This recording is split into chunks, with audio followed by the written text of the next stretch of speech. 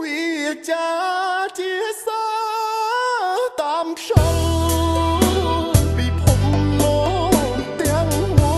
លបញ្ជាក់ចិនតាអ្នកម្ដាយជាព្រះក៏ជាទេវតាម្ដាយជាអាចារ្យសម្រាប់រូបកូនអ្នកម្ដាយក្នុងចិត្តម្ចាស់ជីវិតកូនលំបាកកន្លងមើលថែកូនភ្ងីទឹកម្ដាយថ្លៃមិនអាចកែរនី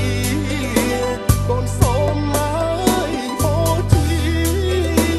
ជីវិតគូម៉ែអាណិតជីវិតលោកសែនលឿយហត់ជួបភាពមកជួចត់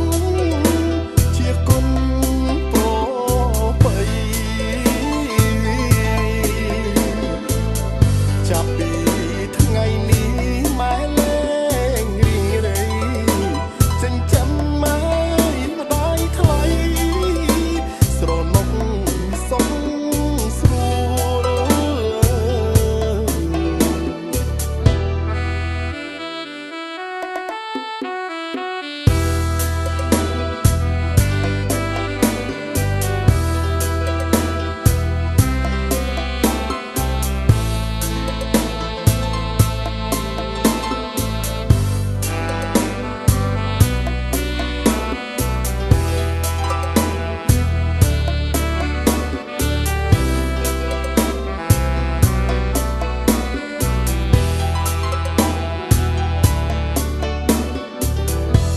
អ្នកម្ដាយក្នុងចិត្តម្ចាស់ជីវិតកូនលំបាកកន្លងមើលថែកូនភ្ងីទឹកម្ដាយថ្លៃ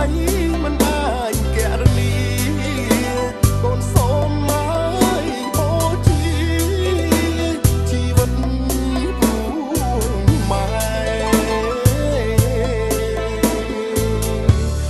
អាណិតជីវិតលោកសា